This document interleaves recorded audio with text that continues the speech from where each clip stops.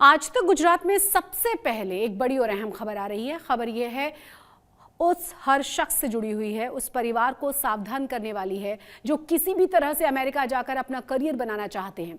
वो किस तरह उन एजेंट्स के चंगुल में फंस जाते हैं जो लाखों रुपए ही नहीं लूट लेते बल्कि जिंदगियों को भी खतरे में डाल देते हैं। यह खबर है अहमदाबाद के नरोदा के उस दंपत्ति की जिसे तेहरान में पाकिस्तानी एजेंट्स के चंगुल से छुड़ा लिया गया है। लेकिन जिस खौफनाक तजुर्बे से ये कपल गुजरा है वो सभी के लिए किसी न किसी चेतावनी के से कम नहीं है। इस रिपोर्ट को देखिए और समझिए कि क्यों बहुत जरूरी है किसी भी तरह के एजेंट्स के चंगुल से बचे रहना। भाई पैसा डाल दो, भाई पैसा डाल दो।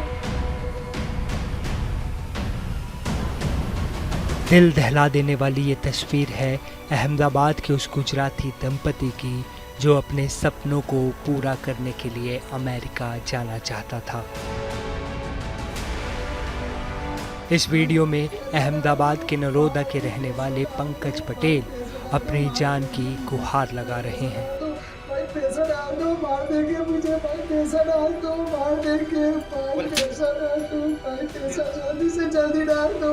अपने परिवार से उस पाकिस्तानी एजेंट को पैसे देने की बात कर रहे हैं जिसने पंकज पटेल और उनकी पत्नी निशा पटेल को ईरान की राजधानी तेहरान में बंधक बना लिया था।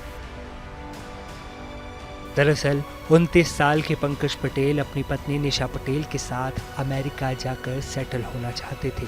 अमेरिका में अपने सपनों को पूरा करना चाहते थे, लेकिन इस दंपति के खिलाफ साजिश की शुरुआत अहमदाबाद से ही हो गई। यहाँ इन दोनों ने अमेरिका जाने के लिए एक एजेंट को लाखों रुपए दिए। बताया जा रहा है कि डील लगभग 1 करोड़ के आसपास हुई थी।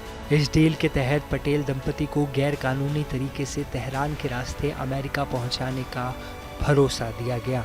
पंकज और निशा 3 जून को पाकिस्तान के हैदराबाद पहुंचे, जहां पाकिस्तानी एजेंट साकिब इन्हें मिला। इसी एजेंट ने तेहरान के लिए हवाई जहाज की टिकट का भी इंतजाम किया, लेकिन तेहरान पहुंचने पर पटेल दंपति के ड्रीम अमेरिका का खौफनाक अंत हो गया। पाकिस्तानी एजेंटों ने इनके साथ अपराधी जैसा बर्ताव शुरू कर दिया। पहले एक होटल में इन दोनों को बंधक बना लिया, फिर जुल्म और यातनाओं का दौर शुरू हुआ। पंकज पटेल की पिटाई की, उसे तरह तरह से यातनाएं दी गई। फिर पिटाई करते और यातनाएं देते एक वीडियो भी बना लिया।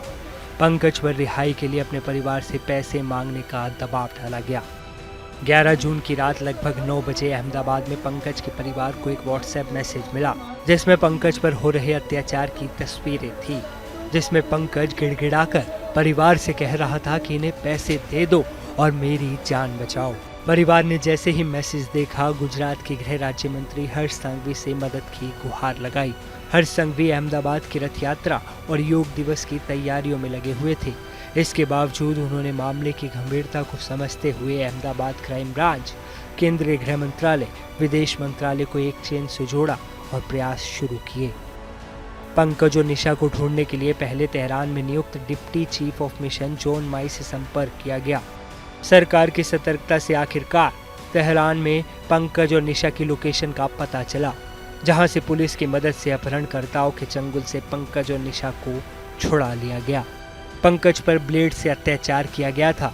घायल होने के कारण पहले उसे इलाज के लिए भेजा गया, फिर दोनों भारत के लिए सुरक्षित रवाना हुए। विदेशी जमीन पर अपराधियों के बीच फंसे पंकज और निशा की जिंदगी बच गई, लेकिन सभी लोग इतने खुशकिस्मत नहीं होते। अमेरिका भेजने के नाम पर हर साल सैकड़ों गुजराती फर्जी एजेंटों के शिकार बनते हैं। लाखों रुपया गंवाने के साथ ही कई बार जिंदगी भी गंवा देते हैं। इसलिए ऐसे अपराधी किस्म के एजेंटों से सावधान रहने की ज़रूरत है। अहमदाबाद से गोपी घांगर के साथ आज तक।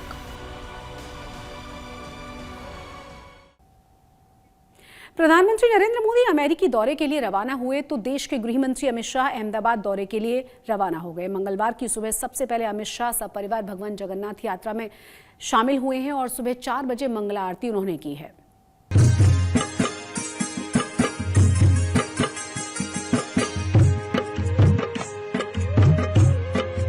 आस्था, भक्ति और परंपरा का अद्भुत समागम। पारंपरिक वाद्य यंत्रों से भगवान जगन्नाथ का जय घोष।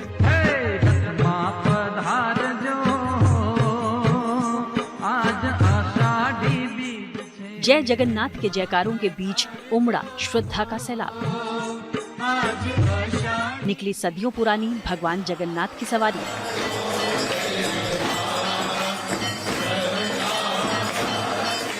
पुरी के साथ ही गुजरात में भी भगवान जगन्नाथ यात्रा शुरू हो गई। अपार श्रद्धा भाव के बीच जहां रथ यात्रा शुरू होने से पहले केंद्रीय गृह मंत्री अमित शाह ने सुबह मंदिर में मंगल आरती की, तो वहीं गुजरात के अहमदाबाद में मुख्यमंत्री भूपेंद्र पटेल ने सोने की झाड़ू से रथ का रास्ता साफ करने की प्रतीकात्मक रस्म निभाई। इस रूप में पाहिंद विधि में उन्होंने भाग लिया। इसके बाद 146वीं जगन्नाथ रथ यात्रा को शुरू करने के लिए उन्होंने रथ को खींचने की भी परंपरा अदा की। हिंदुस्तान, इंडिया नहीं, पूरी दुनिया के अंदर ये बात पहुंचनी चाहिए कि हिंदुस्तान एक ऐसी जगह है, इंडिया, जहां हम लोग हिंदू मुसलमान सब एकता से रहते हैं। और हम चाहेंगे चांद सूरज जब तक रहे हिंदुस्तान कायम रहे और एकता कायम रहे। और जगदीश मंदिर की ये यात्रा हमेशा हमेशा एकता के साथ, हिंदू मुसलमान की एकता के साथ निकलती है। ओडिशा के जगन्नाथपुरी में निकलने वाली देश की सबसे बड़ी रथ यात्रा के बाद दूसरे नंबर पर अहमदाबाद की ही रथ यात्रा को स्थान दिया जाता है। अपार श्रद्धा भाव से परिपूर्ण इस रथ यात्रा का भी देश ही नहीं विदेशों में भी काफी महत्व है। आस्था से लबरे श्रद्धालुओं की बस यही इच्छा रहती है कि उन्हें भी इस रथ यात्रा के दौरान भगवान जगन्नाथ, सुभद्रा, बलराम जी के रथ खींचने का सुअवसर मिले।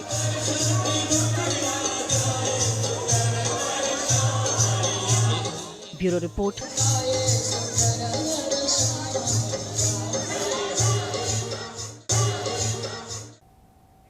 गुजरात में हाहाकार मचाने के बाद तूफान बिपरजॉय पड़ोसी राज्य राजस्थान में तबाही मचाने पर आमादा है।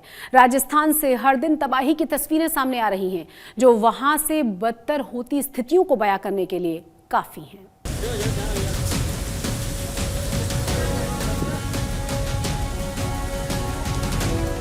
राजस्थान में साइक्लोन का साइड इफेक्ट, रिकॉर्ड तोड़ बारिश में तैरता रेगिस्तान, आंधी तूफान, बारिश ने ली 12 की जान, कहीं बह गई बाइक, कहीं कार बनी कबाड़। ग्राउंड जीरो पर सीएम अशोक गहलोत। राजस्थान में आए बिपरजॉय चक्रवात ने अक्सर सूखे की मार झेलने वाले राजस्थान को तालाब में तब्दील कर दिया है।